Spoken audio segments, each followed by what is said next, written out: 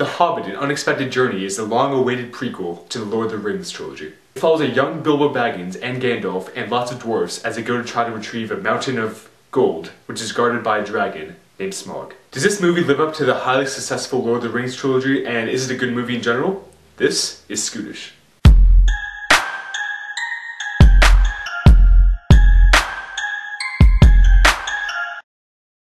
So going to see The Hobbit, An Unexpected Journey, I did not know what to think. Because I have a little secret to tell you guys. You ready?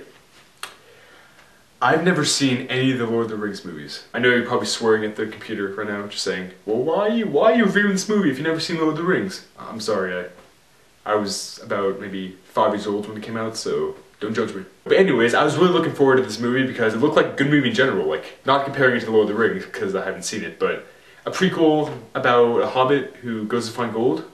That sounds pretty good to me. Also, my friends who were really big Lord of the Rings fans wanted to see it, so I thought I would too. And you may hear reviews about this movie saying that a lot of it is really slow because they try to fit a 200 to 300 page book in three hour long movies, and they think it's going to be not slow. I will tell you the first half is very slow. I definitely see in the movie that they're trying to stretch out everything as far as possible so they can fit it in 3 hours, or not fit in 3 hours, but stretch it out to 3 hours, because apparently each Lord of the Rings movie has to be at least 3 hours. So the first movie was only like 90 pages of a 300 page book with big letters, so yeah, 3 hours, you can see how that might be slow. But that was just the first half. The first half was very slow, but the second half was very good and not slow at all. They just made the whole movie like the second half.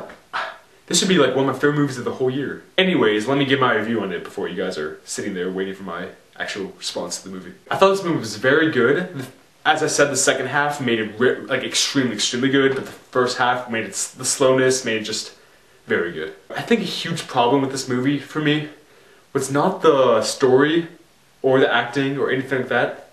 It was the 48 frames per second that Peter Jackson really wanted to film it in. I honestly bought the first ticket that was the closest time and happened to be in the high frame rate, and I was not looking forward to seeing it in that frame rate. Because I heard of what 48 frames per second means. It makes it look like it's all like a soap opera and like you're watching a movie set. That's exactly what it was. It didn't bring you into the movie world. It made it look like you're watching a set being filmed. Like, what fun is that? The point of movies are to bring you into a magical world where you can sit for 2.5 hours, in this case 3 hours, and just watch a movie and put yourself inside a whole different world. But the 48 frames per second did not do that. It made it seem like I was in a movie theater, looking at a screen, looking at actors act. That's not how I want movies to be watched. Many people would disagree with me though. A lot of people like the 48 frames per second, and that's good for you, but I was not a fan of that, and I think it took a lot of the movie out for me. So if I go ahead and see it 24 frames per second, I actually might like it a lot more than I liked it the first time.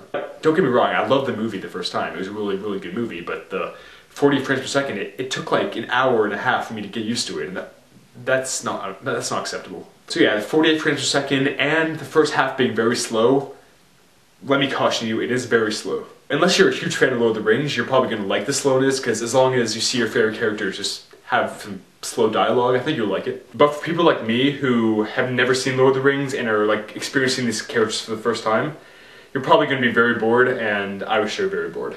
Okay. Yeah. Go. But once the Gollum scene happens, the scene where Bilbo goes to Gollum and finds the ring for the first time, spoiler alert, sorry. Okay. And go. That's when the movie starts getting very good. If the whole movie was where it was from Gollum to the end, if it was that interesting, I would love this movie, like I said before. But the first half being very slow, it made me like this movie instead of the potentially loving it like I could have if the whole movie was like the second half. All in all, I give The Hobbit a 7.5 out of 10.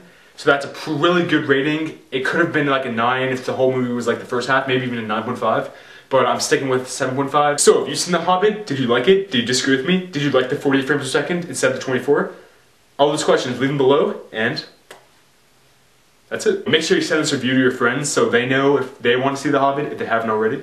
That's it. This is Skootish, and have a Skootish day.